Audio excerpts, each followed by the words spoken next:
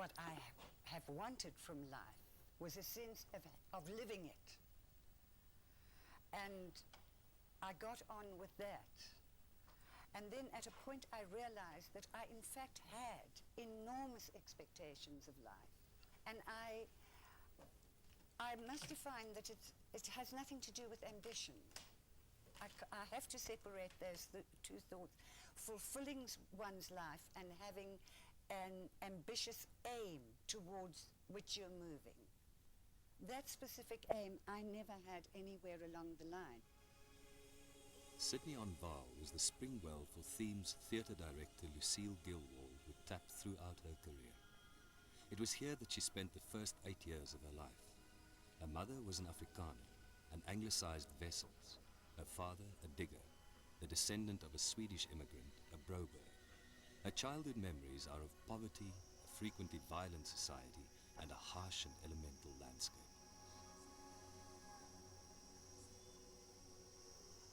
It must be just about 50 years since I left here. And in many ways, it is as I recall it. I used to think of it always when I, in fact, every time I've had to put down place of birth, the writing is accompanied by a sense of a dry yellow wind. But looking at it now, perhaps it should be a dry red wind instead, because I do have a sense of this redness of the earth and the overturned earth all over the place. Lucille revisited Sydney on Vaal and the diamond diggings with Alan Auld of Collage late last year. Back in the landscape of her early youth, she recalled the hardship and poverty of this diggers' community. Deprivation was felt at every level here in the arid Northern Cape, a theme in her own life she would later explore in plays, often delving into the dark side of human nature.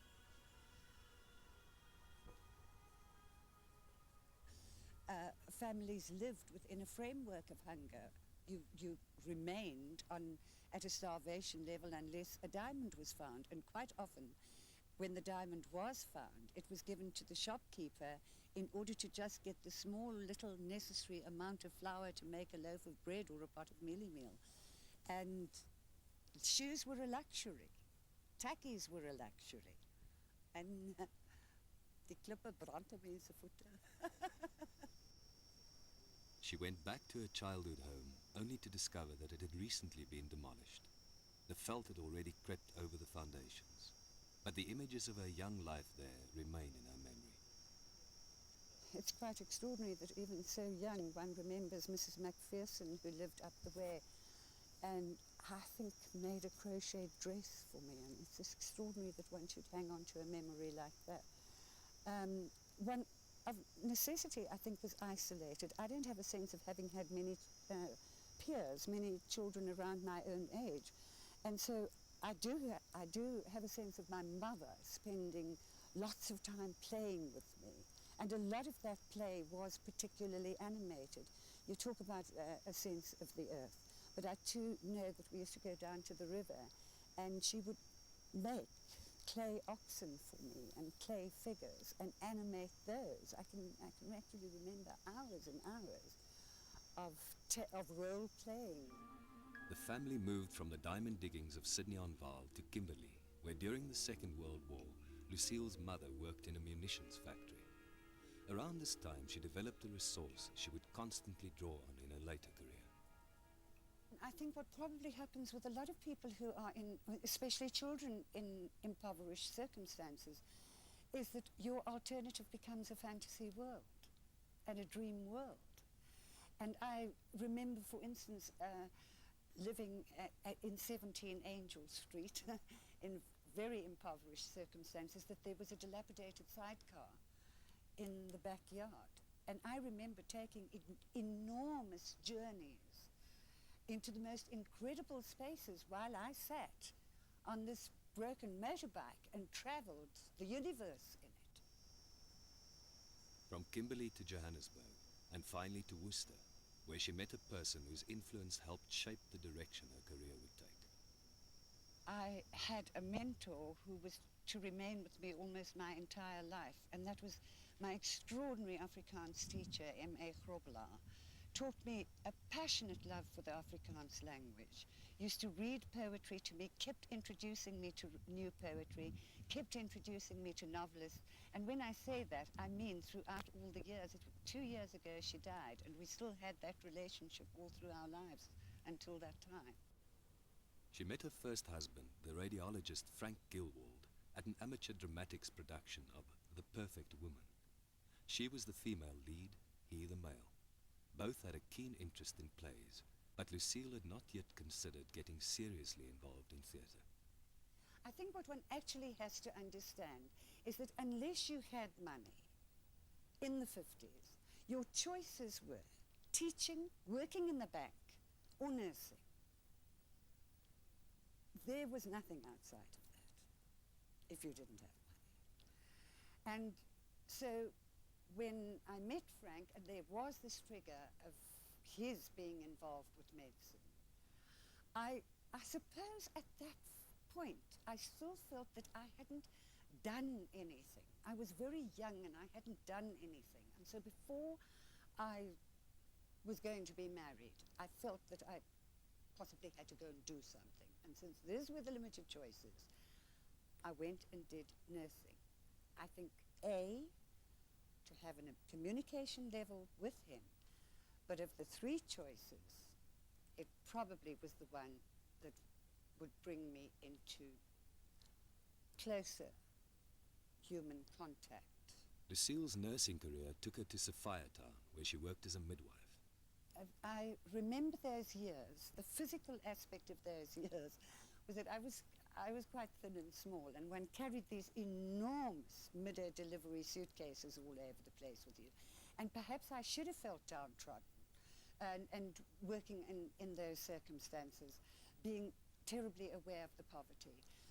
But at the same time, there's that juxtaposition that anyone who's ever delivered a baby will tell you, that bringing a new life into the world, or being there when a child, or for that matter even an animal, is born, each time is a new magical experience. She and Frank had 8 children before she was 30. 3 were from Frank's previous marriage, 3 were their own, and 2 were adopted. With Frank's encouragement, her involvement in theatre increased steadily. Throughout the entire time we were married, in between having babies and in between running the home and fulfilling the social expectations, if it looked for any length of time that I was not going to get on with my work in the theatre, I would get a little jolt from him from time to time. And then in circumstances where there wasn't necessarily approval of my activity, you know, in a small town, I was encouraged to go away to work. At that time, Lucille worked in amateur theatre and with the regional councils, but her future direction was becoming evident with plays such as Women of Twilight, one of the first feminist works staged in South Africa. An event which helped move her to further explore socially relevant theatre was Frank's sudden death in 1974. I was perhaps better at avoiding directions I didn't want to go into than choosing specific directions I did want to go into.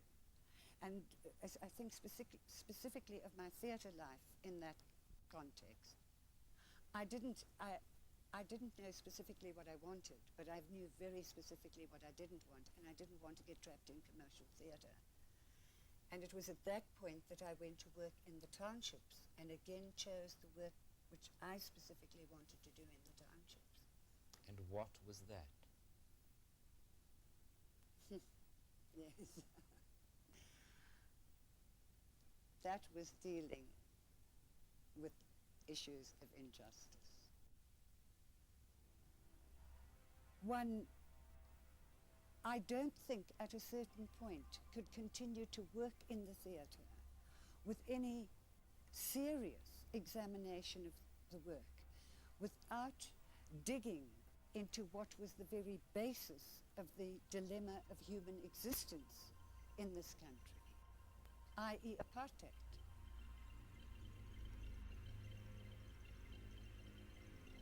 Lucille chose to produce The Crucible, Arthur Miller's classic paradigm for social injustice, as her first venture into township theatre. The Crucible had to do specifically, it was Arthur Miller's response to McCarthyism and to that era of witch hunting. And somewhere it was quite easy to make that analogy with what was happening here, is that if one spoke against the government, you ended up jumping off the 10th floor of John Forster Square. Those were the sort of alternatives you had. I wasn't dealing with something which was removed from the communities in which I was working. Those people were directly related to that sort of situation. The parents of one of the children I knew had to find, after the initial protests, had to go and find his child in a pile of bodies where he recognized the new shoes that they had bought the previous day. One cannot be left unmoved if you are drawn in that way into the instancy of what is happening in that community. Violence erupted in South Africa in the middle 70s. Structures which had become symbols of repression were often targets for destruction. Education was such a target. Lucille was working with the Corsair players in Reiche Park when the coloured schools came out in protest. They were doing a production of Adam Small's Orange Earth, a play about the playwright's own educational dilemma. In Orange Earth, with his sense of despair, of isolation, of non-fulfillment, which has to do with poverty at one level, but also with extreme injustice and discrimination at another level, his solution to that for himself was to plant a bomb.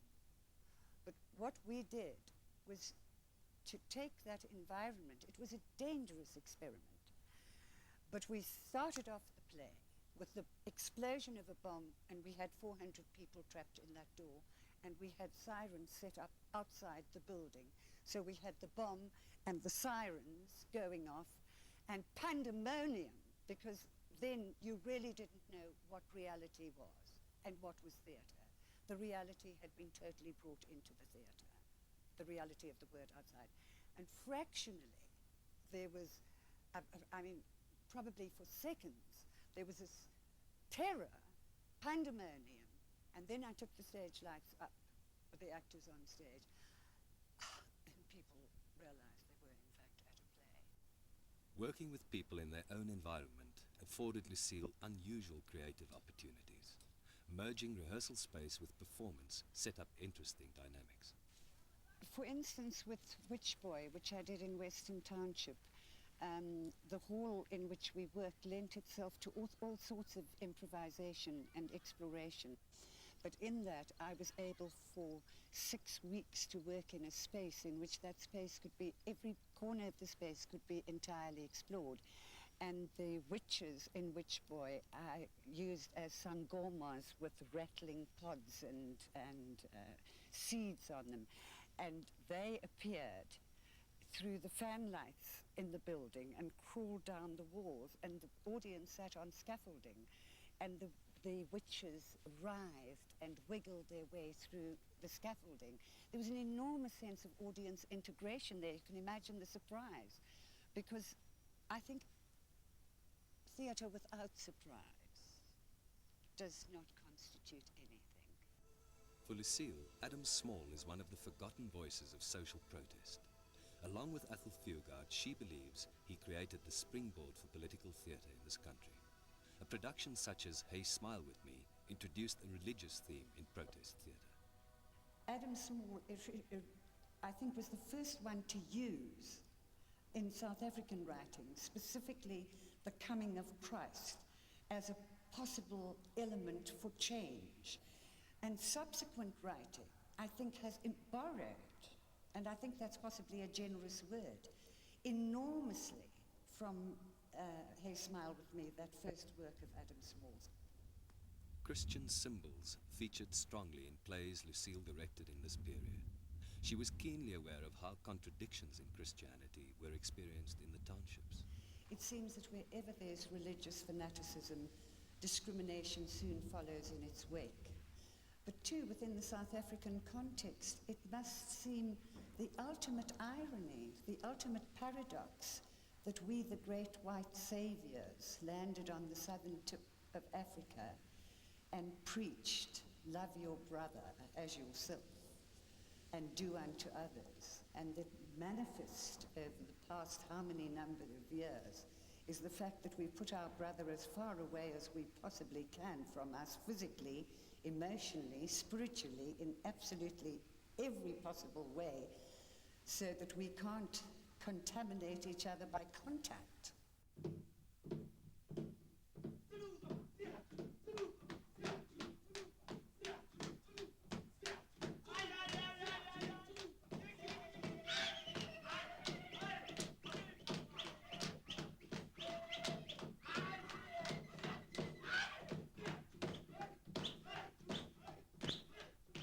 In community theatre, the line between protest and art is a fine one. The relationship between protest and art, theatre and protest. Does it have to be protest? No.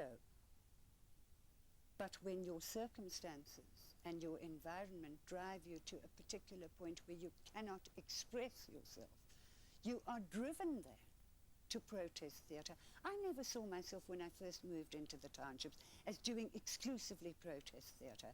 But then for a long time I was trapped in that because of my familiarity with the tribulations, with the despair, with the sense of people who didn't have a voice. Lucille moved out of township theatre to join the Market in 1981, then establishing itself as a venue for socially relevant theatre. My first production in this very space that I love so much, one of my favourite working areas in the country is here upstairs at the Market. And my first production here was Glass Menagerie. The plays she directed here brought together early childhood influences and later experiences. The Glass Menagerie and its theme of emotional deprivation was followed by Athol Fugard's Nongogo, with the Shebeen Queen as central character. American playwright Sam Shepard's plays Buried Child and True West are strongly linked to her own childhood, with a powerful sense of the earth and themes of family violence.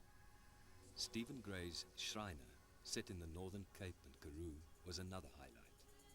Lucille identifies with Shriner's vision and social conscience as spelt out in this letter, written almost 100 years ago. If our labouring class can in the end be made to compare favourably with that of all other countries, if we can make our state as dear to them as the matrix in which they find shelter for healthy life and development as it is to us, then I think the future of South Africa promises greatness and strength.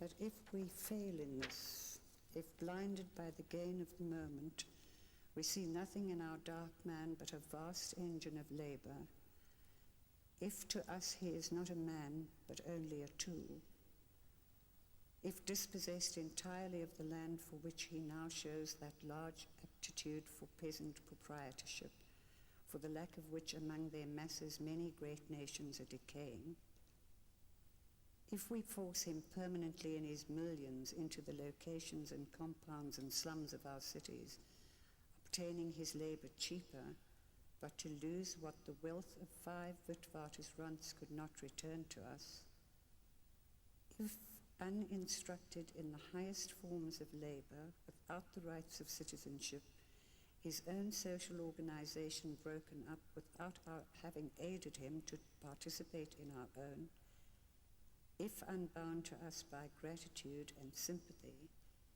and alien to us in blood and colour, we reduce this vast mass to the condition of a great, seething, ignorant proletariat, then I would rather draw a veil over the future of this land.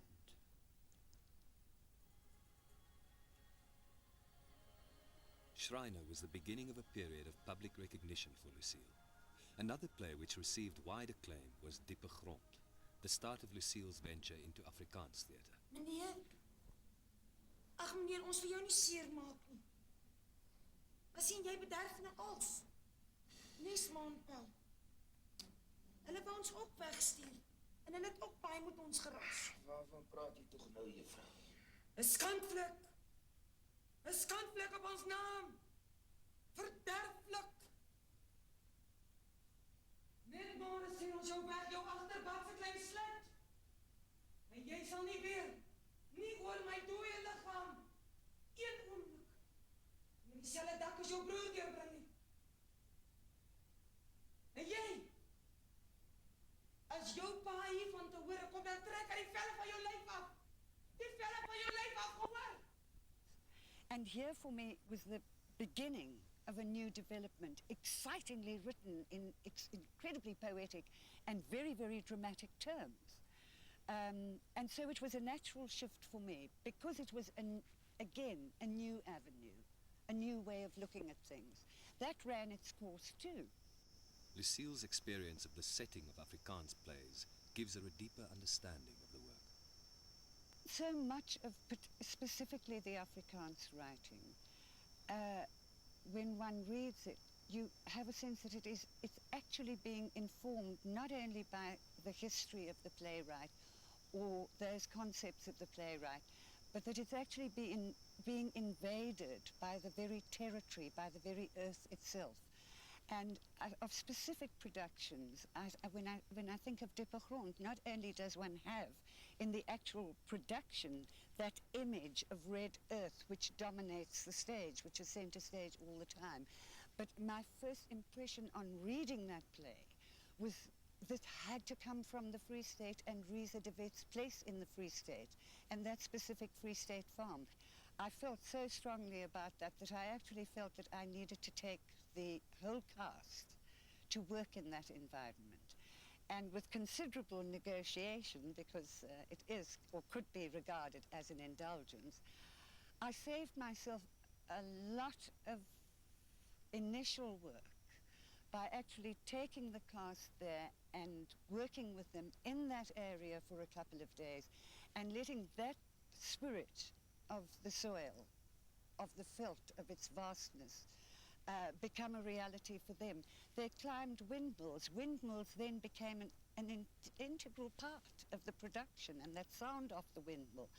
Because they were adults who were trapped in their childhood, they discovered in that open space ways of exploring that space and bringing the essence of the feel of that space into the theatre with them. For Lucille, improvisation is a vital part of the rehearsal process. In Diepe Grond, she released the actors from the confines of the script to find new dynamics. And in one of these scenes, Susan Kutsusuki takes out a jackal skin and wraps it around herself. And that in itself is fine, that's a lovely image. But then one looks at how can you actually extend this? You are within the realms of sensuality. You are within the realms of sexuality. Where can you take it beyond that? Rather than just arrest it at that moment. And it's always easier to do things not as human beings. So what I asked the actors there to do is to be animals. And David started moving around the floor as a male jackal and sniffing at the skin. And it was part of his game as a young boy, so it had no sense of pretentiousness about it. He was very familiar with jackals in that location, and started sniffing. And then slowly, Suki comes out of the mother, the stiff, rigid mother image, and she emerges from this jackal fur as the female jackal, and they begin to sniff and move around each other and make jackal noises. And they get closer and closer, and it's a sort of mating game. But then somewhere in the subconscious, the authoritarian voice happens, and it all stops, and the game is at an end. Lekker my man.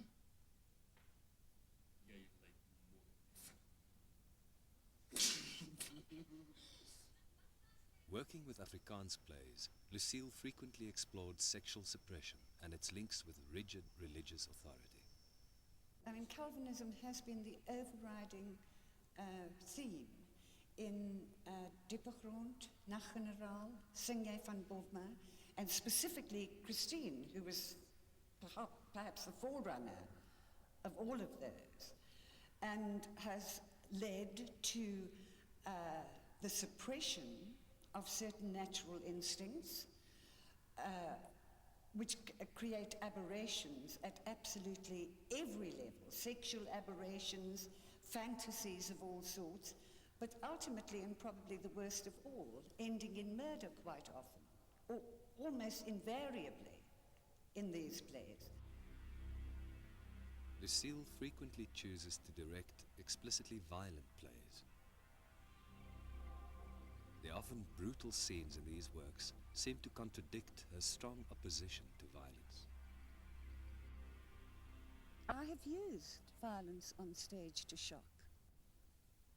I've hoped to shock people out of complacency, because we do sit in this removed society where we are separate from each other and we are unaware of the violence which reigns around us, or we shut ourselves off from it. So I have to admit that I use it as a shock tactic in the theatre, and I'm terrified of a time which comes and which seems as if it's upon us, when we are no longer shocked by violence at all, where it becomes part of the banalities of life to be got through in a day.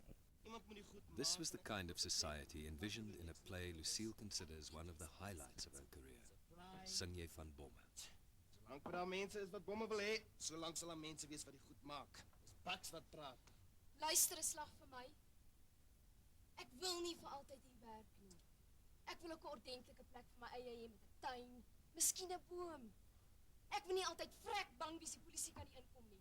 Man, hulle is deesdae van my beste customers. Ek is moeg om vir jou te wag, Kruit. Ek is bang, ek droom in die nagte. Jy moet jou nie aan drome steur nie. Maklik om te praat as jy self nie droom. Wat van die mense wat vandag opgeblaas is, hè? En wat van hulle, die wat nog lewe, en met hartseer gesigte uit die koerant vir jou kyk? Hulle kyk vir jou, Kruit.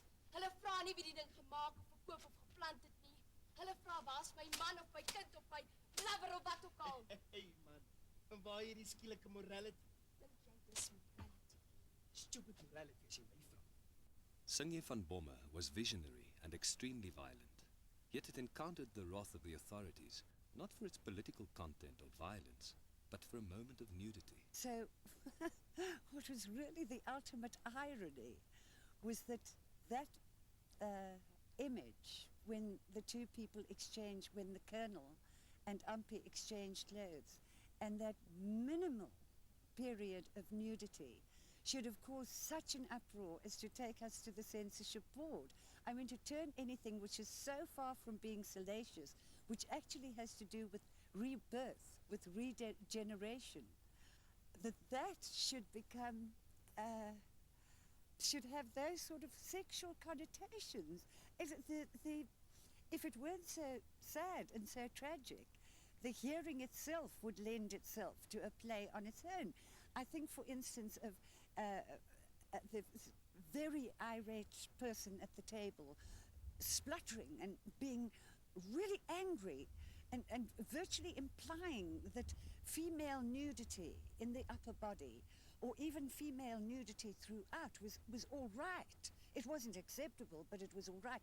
But full frontal males, that was just totally unacceptable. At that point, I almost lost touch with what was going on, because opposite me was sitting a lady with big white beads, and she was fondling these beads throughout that conversation. So I very nearly lost track of it at that stage. But that is really ironic, and then one wonders what is in the mind, you know, to make that conversion. Is the conditioning just absolutely so deep that it doesn't matter under what circumstances you see sexual reproductive organs, they are the ultimate offence. the origin of life is the ultimate offence. I don't know, that's a bit strange to me. Cast and director fought the censors and victory was ultimately theirs. Although age restrictions are now imposed, no play has been censored in South Africa since. For Lucille, the human dilemma is more important than politics or propaganda. Curl Up and Die explores human relations in a mixed South African suburb. It took me 5 years to get my epaulets. My general, my middle, my psychiatry, and now I'm doing my pediatrics, just like any white nurse. And so, what standard did you get? I have worked my whole life for my living. Work? What do you know about work? All you know is to come and sit here and have your head done. Oh, who the hell are you to say that to me, huh? Who the hell do you think you are, man? Go back to your tribe. No, please, Mrs. Dubois, she's a customer. Man, I don't care damn what she is. They mustn't come here and shout their mouths off here. They must go back where they belong, up there in the hills. There is, in all its street language, there is a universality, there's a poetry. It might be located in the grey areas, Hillbrow, Johannesburg, but it talks about working class people and their prejudices all over the world. It's just not located in, that's for me what makes a good play. That somewhere it has a line that makes it possible for anyone to identify with the play. I know, there's a great And those grey areas is good for blacks, because you've got restaurants and shops, and you can live here like civilized people, because in the locations and that there's all the burnings and the necklaces and the totties.